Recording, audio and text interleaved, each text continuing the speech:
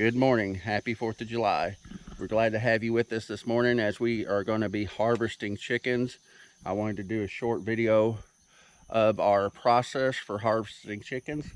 So to start off the video, you have to have the chickens.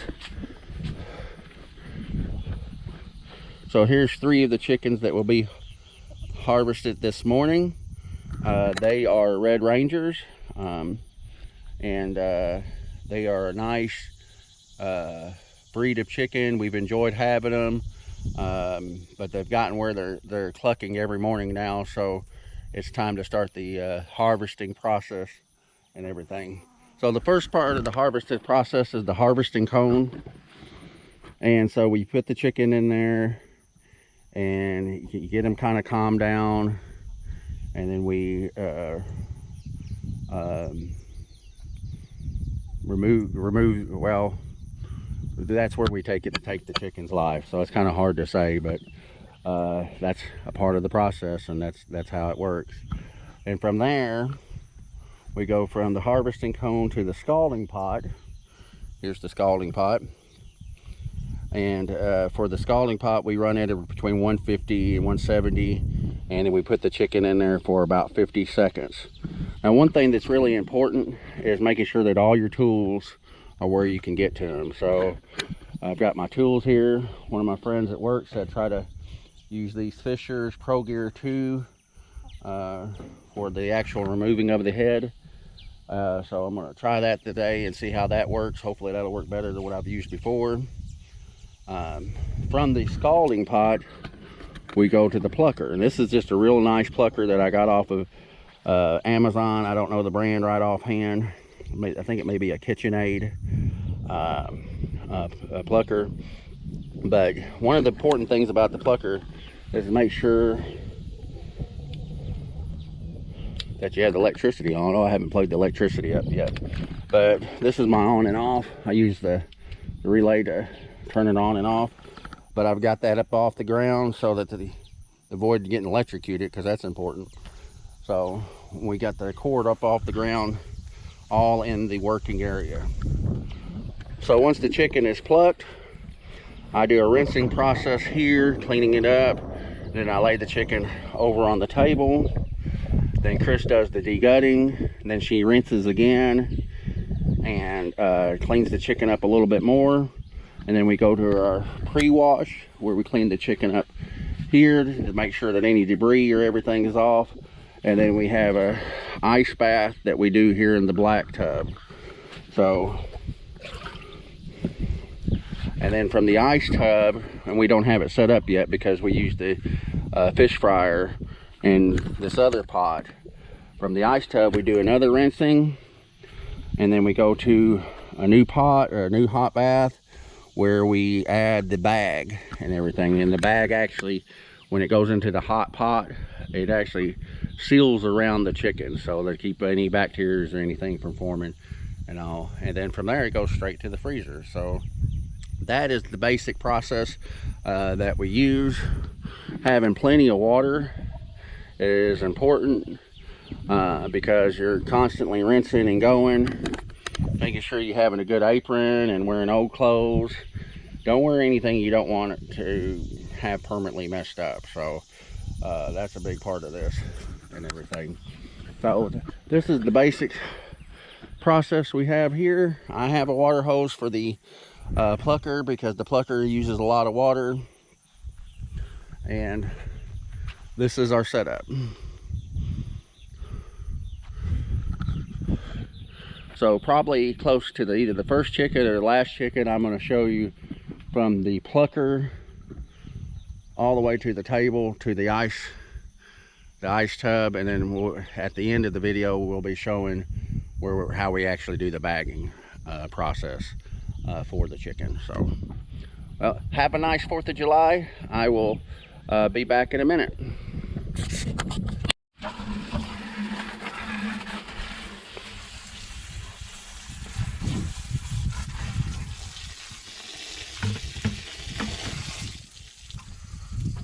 So this is what a chicken looks like when it's been plucked. Almost like what it looks like at your supermarket. Chris has just gutted this chicken. She's cleaning it up, and then it'll go to pre-wash.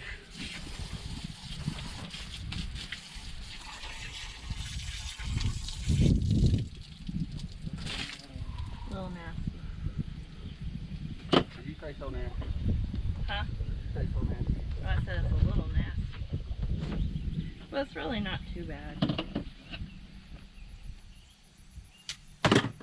Not considering, you know, back in the day.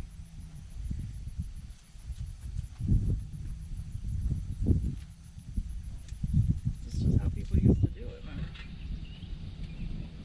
I'm alright with it.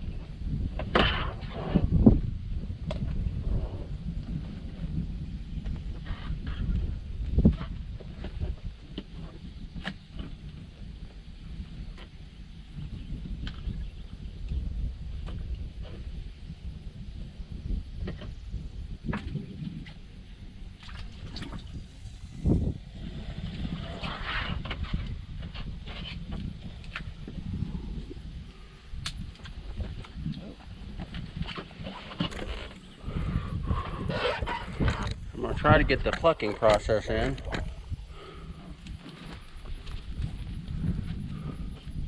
You turn the plucker on. Turn your water on.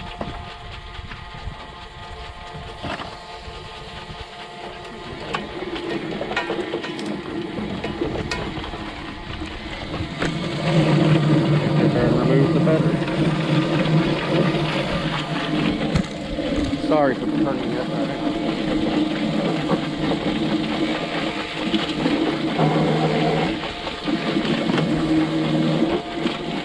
It's important that it keeps bouncing.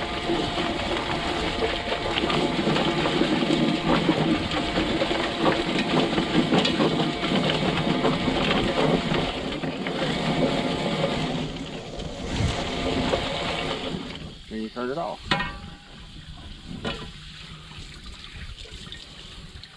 And the chicken comes out with mostly all the feathers off.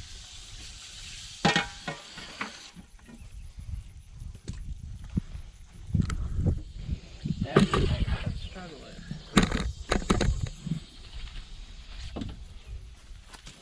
So she is removing the legs. Then I come in behind her and I give the table a good rinse. Constantly rinsing the table. But the only way this works is if you keep rinse, and more rinse. And you gotta have a good team. Me and Chris is a good team.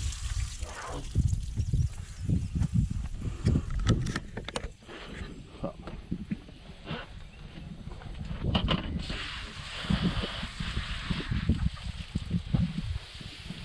It may not be.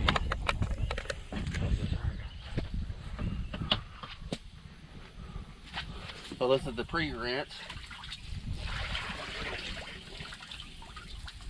Then I rinse it one more time. And then from there we put it in the ice water bath.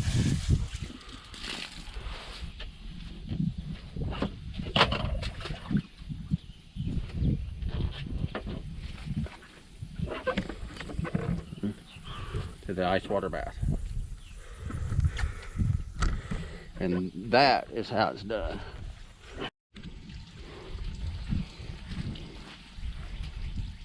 All right, we're to the bagging process. Chris is cleaning and rinsing the bird for the final time.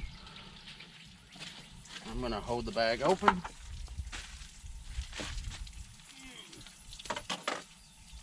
I'm gonna hold the bag open.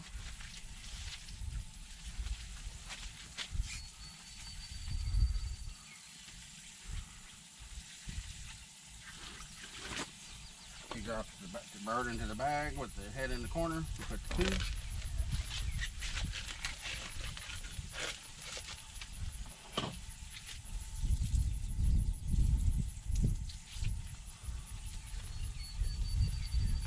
And then she dips the bird.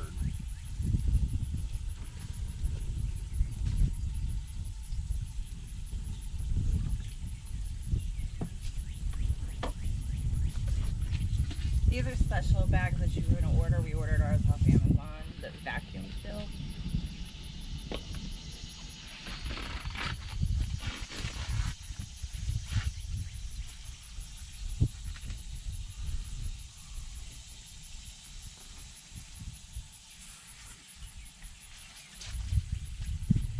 easy peasy. Then we take the chickens to the freezer, and it's bon appetit. Now, you cannot eat this chicken the same day. You have to let it rest. I don't know how the older generation did it, but if you don't let it rest, the meat comes out kind of tough and everything. So you've got to let it go through its whole, all the processes of rigor mortis. So I think that lasts 4 to 5 hours. I'm not exactly sure. Don't quote me on it, but you can see it's all filled, ready to go in the freezer. Thank you for joining us. Be sure to subscribe and to like our videos. Yeah, because we want to be YouTube professionals. Not really. We just want to try to help.